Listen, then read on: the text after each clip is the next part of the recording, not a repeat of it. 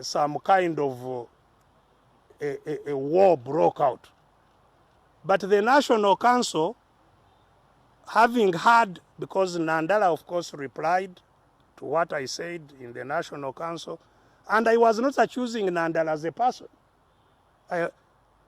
This whole thing has now been branded like it's a Besigye Nandala duel. There was nothing like that. It was the party leadership as a whole that I was engaging over what had happened in the party. It was not specific to Nandala, but Nandala chose to reply at that National Council meeting, and the National Council decided, in its wisdom, that there should be set up a committee of elders to now investigate this matter thoroughly, try to reconcile all of us who were having issues in those matters, so that the party can once again move smoothly. It took some time for that committee to be appointed, and before the committee could be appointed, the mobilization against me was in progress, intensifying. But I was not very bothered. Eventually, the committee was appointed by the party president. He asked me whether the people he had appointed, I am fine with them. I said, I have no problem with anybody, provided they get what will help the party. And I appeared before the committee. But while the committee was sitting, the committee they themselves appointed was sitting, they set up on a campaign across the country. They called leaders of all the districts of Busoga and started discussing what the committee they set up was supposed to handle. They started showing how Besigye is the problem, how he has received money, he never accounts, how he has, I don't know, done what, how he's a tribalist, he doesn't want people from the east, and so on and so forth. From Busoga, they went to Mbale and held a meeting with all the districts of the other east. Then they went to Lango and held a meeting with the districts of Lango, went to Acholi, went. In the meantime, their committees here seated. In fact, in one of the meetings that was in Busoga, the chair of the committee was also invited there. And that has eventually created a problem even within the committee. So, I think all that is possibly what culminated in some of our members deciding to talk amongst themselves about how to save the party. The ones who were convened by Honorable Ssemujju. I think now, and they are working on their own. I am not involved with them, but I think they considered that where things had reached, they should invite leaders of the party and see how to rescue the party. The other contradiction that is there is, of course, about the election. Because the FDC... The president is a real engineer with a family and friends and relatives. For a while now, we have faced constant attacks, blackmail, and propaganda by people who do not wish FDC well, but are driven by selfish ambitions for power and the prospect of getting rich by assuming leadership of the party. If they were real genuine members of the party, you don't go and destroy the party in public. You come and fight internally. It is like a wife and a husband.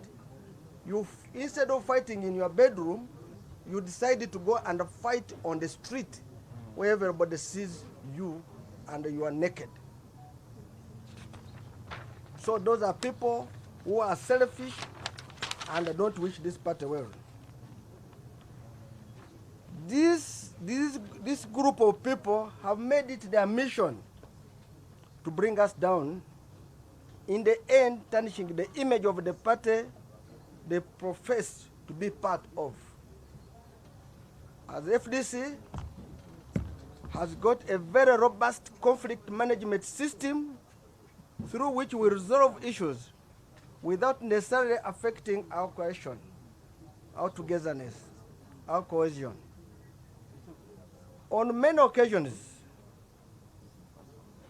using these systems and mechanisms, we have tried to bring our brothers and sisters on table to understand what their grievances are and address them in-house.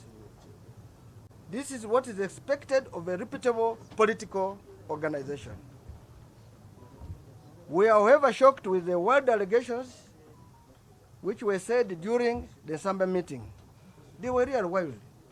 You recall one member of parliament got up and said, he came here, he had to wait for me to go out of the country so that he can wait for Kaija to sign his form. All of you remember we're in COVID. No plane was going out of this country and no plane coming in.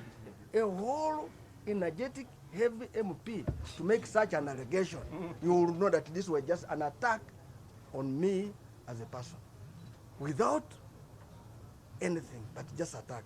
Of course, the meeting was basically Nandala, Amriat. The whole discussion during the Nsamba meeting and the previous attacks are anchored on falsehoods and a very dangerous ploy to damage the reputations we have built over a long time, which is very painful. We have built this over a long time. Of course, Honorable Ssemujju Nganda, our Lord Mayor Lukwago, and others have continuously peddled claims that we received large sums of money from President Museveni, what they called unknown sources, to hand over FDC to him. This is just pedestrian, just thinking from this faction. FDC is a political party with structures and stakeholders. It's not a personal property that you just hand over to anyone. I want to tell our Constitution, Article 13, it says any member who goes to another party ceases to be a member of what? Of the FDC. Ssemujju went, she was a deputy president, she ceased to be a member. Which structure did she go with? Even our family structures, I'm sure she never went with it. So I cannot, carry a structure on a pickup, on a roller to take to Museveni. Unless for them they have a formula how they want to carry it on a pickup, and they will tell us. Secondly, who alleges must prove. Why can't they lay evidence on table for all they see or they saw? Why are they not putting evidence? Why are you alleging? It is because they are alleging to people who have reputation. And they believe that if they soil us, the public will not trust us. But we want to state, the public has tested us, the international world has tested us, and they know which type of person we are, and they trust us.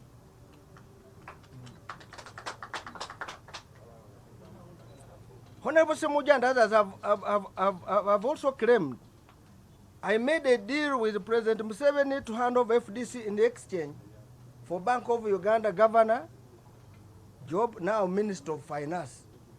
This allegation has been around since 2012.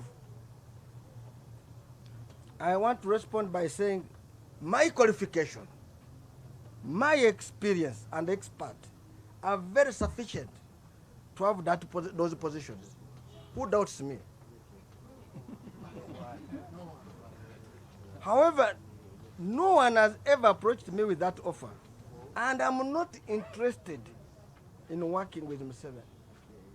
Whatever you are saying is just peddling falsehoods for their personal reasons. In fact, if I want to go to work, World Bank is waiting for me. World Bank is waiting for me. Not Bank of Uganda. And I consult for so many banks, World Bank, international banks. They allege that we used the mysterious money to procure vehicles for 2021 general elections.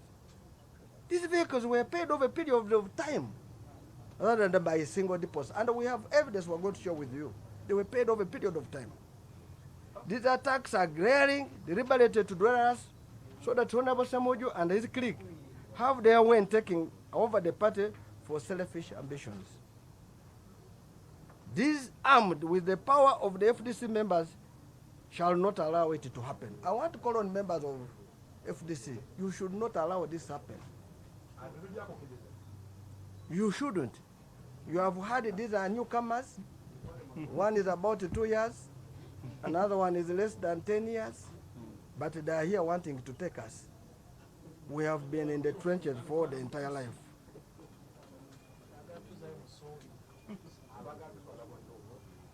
Like we mentioned earlier, Honorable Ssemujju's clique has made allegation without providing any evidence, despite constant requests to submit the same.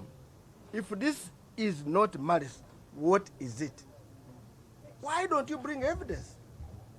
You say on such and such a day, you saw us in the State House picking money, but you cannot provide.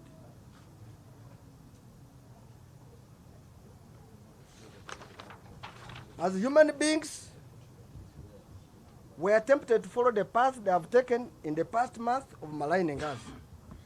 However, as seasoned, respectable leaders, we shall not. We are respectable. We shall only provide the evidence to confirm who is who.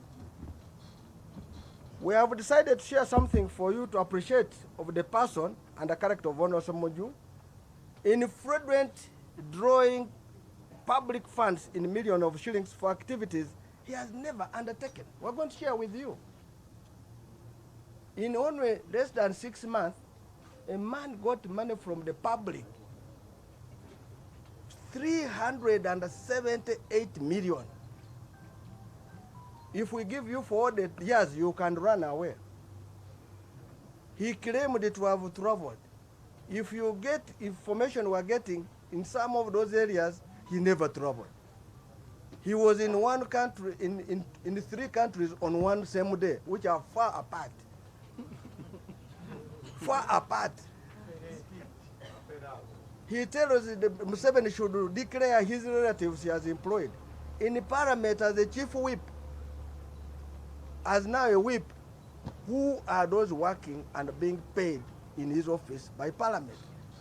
Never say you have a piece in your, a speck in your eye when you have a log in your eye. All this we are going to share with you, and you are going to do it for your own analysis to confirm what a leader you have who claims to be clean, yet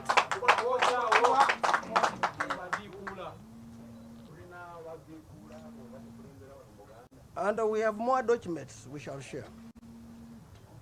For us, we have evidence. We are waiting for theirs. Let us go back to the memory lane.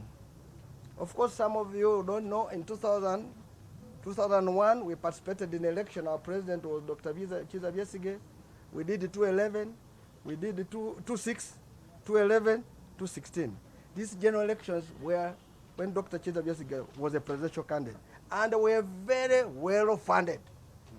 I want to state I was the Deputy Treasurer General.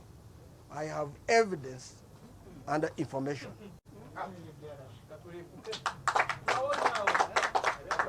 The first worst funded election is of 2021. The other one was over 10 billion, 15, but this one was not even 3 billion. Why? Because the so-called who would have been able to assist were not there. And why? Because it was in Yamburat standing and was properly abandoned. In Kampala here, I will give an example. Road Mayor Lukwago ran away from every candidate of FDC. Every candidate of FDC, including Engineer Amuriat. In fact, we have a petition which says he went against the party. If you cannot support your own, now you want to come to support who? Amuriat suffered. That applies to my brother Nganda Ssemujju. He ran away. But I want to give you a simple experiment to show who are those who get public resources. Who made billboards for Lukwago? You remember the billboards? Who made them? Who made billboards for Ssemujju? We have got somebody who says those billboards each of them spent Lukwago over 1 billion. Ssemujju spent over what? 1 billion. Show me the kiosk which sells airtime which belongs to Ssemujju. Have you ever seen this kiosk of MTN or airtime? So where did he get the money?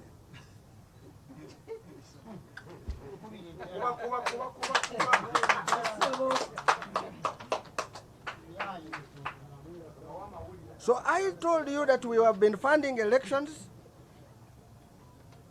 It has never been an issue.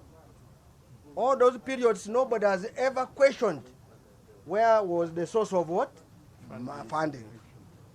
But in the 2021 is where the question is what? Coming. This double standard should not be accepted, and we shall not agree to people who talk with their tongues folded. During the day they are saying something, and at night they are saying a different story. Honorable Ssemujju is the biggest beneficiary of government money. You recall when he was a whip, and now he was now opposition whip. No, that's whip, chief opposition whip. Yeah, chief opposition whip. He was given a vehicle with even a lead car and a field with a fuel card. But also they gave him cash 200 million. If he loves Uganda and FDC, why didn't he either bring the 200 million in FDC or return it to the consolidated fund? Because he was already given it. Because he had already what? The government vehicle. I have mentioned about the people he employs. I want you to go and find out who his relatives are before he asks Museveni his relatives he has employed.